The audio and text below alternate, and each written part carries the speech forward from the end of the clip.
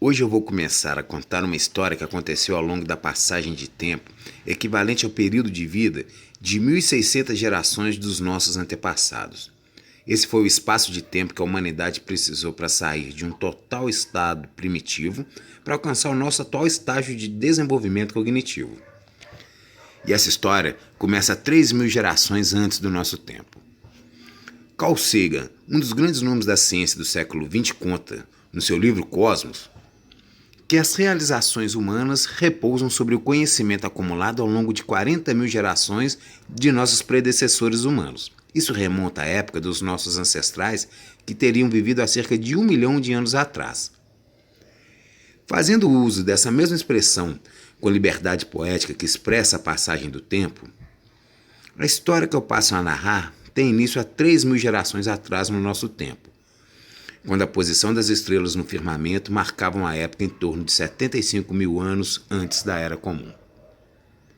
Naquela época, os contornos dos litorais costeiros eram muito diferentes do que conhecemos hoje. A Ásia e a América do Norte se tocavam por terra. As ilhas britânicas ainda eram unidas ao continente europeu. A Península Arábica tocava a África e a Ásia na sua extremidade sul, uma vez que o Mar Vermelho e o Golfo Pérsico eram apenas lagos internos. A Austrália e a Nova Guiné eram unidas por terra ao continente asiático. A mesma coisa acontecia com o Japão, a ilha de Java e outras ilhas do Oceano Pacífico, que eram conectadas aos continentes por meio de longas faixas de terra firme. Os cientistas modernos estimam que o nível dos oceanos era cerca de 150 metros mais baixo do que atualmente. O Estreito de Gibraltar, atualmente com 900 metros de profundidade, já conectava o Atlântico ao Mediterrâneo. A última glaciação estava em pleno curso. Ela vigorava no planeta já há 35 mil anos, esticando a região de geleiras polares até as latitudes mais próximas do Equador. O planeta era quase todo um ambiente gelado. Fora das regiões próximas à faixa equatorial, um frio congelante vigorava em qualquer estação. A Terra, além de um planeta quase todo muito frio, era também um lar para espécies de plantas e criaturas bem diferentes daquelas que conhecemos hoje. Nessa época, a superfície do planeta era um lugar muito diferente, povoado por surpreendentes espécies de plantas e de animais. Esses seres vivos eram muito maiores do que as espécies que conhecemos no nosso tempo. A superfície do planeta era então um lar do que os cientistas modernos nomearam como megaflora e megafauna. Na Europa, habitavam manadas de elefantes europeus. O continente europeu era também o lar do leão das cavernas. O tigre dente de sabre perambulava pelas planícies e campos de norte a sul do continente americano. Os mamutes cruzavam as terras geladas de todo o hemisfério norte. Os mastodontes poderiam ser encontrados na América do Norte e Central. Por toda a Terra haviam ainda outros enormes e intimidadores herbívoros. Uma grande variedade de estranhas criaturas coabitavam um planeta pouco acolhedor para o homem moderno.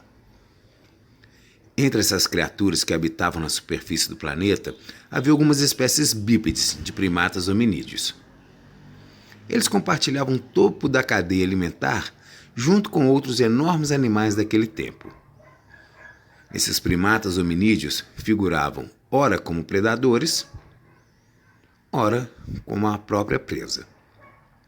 Esses primatas hominídeos pertenciam ao gênero Homo e eram, dessa forma, seres humanos, isso de acordo com a classificação taxonômica moderna.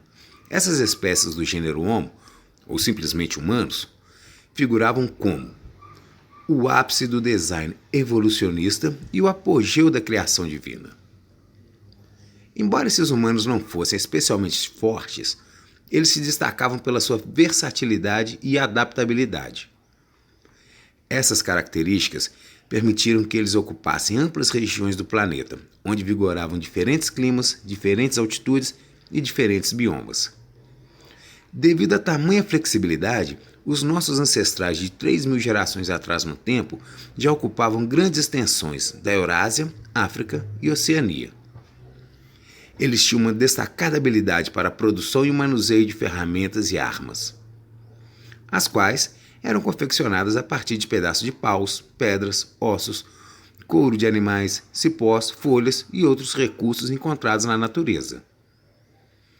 Adicionalmente, eles manipulavam e dominavam o fogo, a mais sofisticada e útil ferramenta utilizada pelos nossos ancestrais. O domínio sobre o fogo lhes garantia uma vantagem competitiva nos ecossistemas nos quais eles habitavam. Os humanos o usavam para lidar com predadores, caçar e espantar animais peçonhentos. O fogo também era útil para aquecer e cozinhar. Talvez algumas espécies já tivessem até descoberto outras utilidades para o fogo. Este seria o caso de endurecer pedaços de paus para cavar ou modelar madeiras. Nessa época, os nossos ancestrais viviam em bandos, geralmente formados por machos ligados matrilinearmente e fêmeas não aparentadas. Dessa forma, os machos adultos viviam nos bandos em que nasciam, enquanto as fêmeas adultas eram incorporadas de outros bandos. As evidências fósseis demonstram que, por volta de 75 mil anos antes da Era Comum, existiam na superfície da Terra pelo menos cerca de 5 espécies humanas. Esses humanos ainda andavam nus nas latitudes mais próximas ao Equador, viviam em bandos e montavam habitações preferencialmente em cavernas. O Homo neanderthalensis era uma dessas espécies, e é bem provável que eles fossem uma das mais antigas espécies humanas então viventes. Os neandertais eram também a espécie mais robusta e com maior cérebro entre os humanos daquela época. Eles eram bem adaptados ao clima frio e haviam surgido no continente europeu quase 400 mil anos antes do tempo que se passa essa história. Da Europa, os neandertais avançaram sobre o norte da Ásia em direção ao Oriente, tendo alcançado regiões tão a leste como os sopés dos montes Altai, onde hoje se localiza a região fronteiriça entre o Cazaquistão e Mongólia, e tão ao sul como a Península Anatólica e o Oriente Médio. A evidência arqueológica demonstra que os neandertais possuíam um osso hioide, o qual fixa-se à raiz da língua e faculta a fala. Dada a posição de fixação desse osso, na parte mais alta da garganta dos neandertais, é provável que eles ficassem com a boca mais cheia enquanto falavam, de forma que sua fala devia ser mais lenta, compassada e nasalizada do que as dos sapiens. Contudo, a linguagem falada ainda não havia surgido entre as espécies humanas. Na melhor das hipóteses, a comunicação entre os espécimes humanos dessa época não deveria ser mais elaborada do que um bom conjunto de gestos, sons, vocalizações e entonações. O homem da caverna do veado vermelho era outra espécie humana que vivia nessa época. Entretanto, a correta identificação e classificação taxonômica dessa população ainda é tema de debate entre os cientistas modernos. É certo, contudo, que o homem da caverna do veado vermelho viveria até por volta de 11 mil anos antes da Era Comum. Seus únicos fósseis, encontrados em 1979 na caverna Longlin, atual território chinês, foram datados dessa época. Apresentando uma mistura de traços arcaicos e modernos, o homem da caverna do veado vermelho é provisoriamente considerado como sendo pertencente a uma espécie distinta do gênero Homo, a qual teria entrado em extinção sem contribuir com a carga genética dos humanos modernos. Outra espécie que também habitava o planeta por volta dessa época era o Homo de Denisova. Seus restos fósseis foram encontrados numa caverna localizada nos Montes Altais, na Sibéria, no ano de 2008 e, mais recentemente, em uma caverna na porção ocidental do Himalaia. Ao contrário do homem da caverna do veado vermelho, os cientistas estão certos de que essa espécie contribuiu para a carga genética dos humanos modernos. As evidências fósseis demonstram ainda que os nossos ancestrais de 3 mil gerações atrás no tempo conviveram também com o Homo floresiensis. Seus fósseis foram encontrados na região da Ilha de Flores, atual território da Indonésia. Chama a atenção o fato de que essa espécie apresentava uma pequena estatura, cerca de apenas 1 metro para os indivíduos adultos. Talvez a pequena estatura seja o resultado da adaptação dessa espécie para viver em ambientes que consistiam em longas faixas de terras cercada pelo mar. A anatomia do Homo floresiensis incorporava traços tanto do Australopithecus, um antigo ancestral humano extinto cerca de 2 milhões de anos antes, como traços de seres humanos mais modernos, numa combinação que intriga os cientistas do nosso tempo. De qualquer forma, essa característica da sua anatomia deu origem ao apelido de O Hobbit para os indivíduos dessa espécie. Além de figurar como a menor espécie humana conhecida, o Hobbit figura também como a possuidora do menor cérebro entre os humanos de qualquer época. Por fim, existia também o Homo sapiens, que nessa época ainda não figurava como o apogeu da criação divina, e sim como apenas outra espécie humana vivente naquela época. O Homo sapiens era apenas mais uma espécie de mamífero primata hominídeo do gênero Homo que vivia no planeta. É verdade, contudo, que eles, como qualquer outra espécie humana, ocupavam posições de destaque nos ecossistemas em que habitavam. As regiões nas quais os sapiens habitavam também eram eventualmente ocupadas por outras agressivas populações humanas, predadores mortais e perigosos e gigantescos herbívoros. Os mais antigos representantes da espécie sapiens haviam surgido nas regiões centrais da África, cerca de 200 mil anos antes do tempo que se passa essa história. O surgimento dos sapiens coincidiu com a época que teve início o domínio do fogo, muito embora ele já fosse manipulado muito antes desse tempo. Os descendentes dos sapiens haviam migrado para fora do continente africano, cerca de outras 3.000 gerações antes do tempo dessa narrativa, muito antes do início da última glaciação acontecer. A partir da África, os sapiens avançaram sobre o sul da Ásia até alcançar o sudeste asiático, onde chegaram na época em que esses eventos foram narrados. Ao redor do mundo, quando o sol nascia no Oriente, todas essas espécies de Homo se envolviam em atividades rotineiras, como colocar lenha para alimentar o fogo, enquanto mães amamentavam suas crianças. Ao mesmo tempo em que outros membros do grupo poderiam estar envolvidos com atividades de coleta de frutos silvestres ou a captura de pequenos animais. Alguns poderiam ser vistos raspando a parte interna das peles dos animais para confeccionarem roupas nas regiões mais ao norte, enquanto outros tiravam lascas de pedras para criarem ferramentas e armas líticas. Considerando todas as espécies de humanos existentes sobre o planeta, é possível que a população total fosse inferior a 1 milhão de indivíduos, muito pequeno se comparado às populações de outras espécies. Dessa forma, a presença humana naqueles antigos ecossistemas era bem menor quando comparada à de outros animais.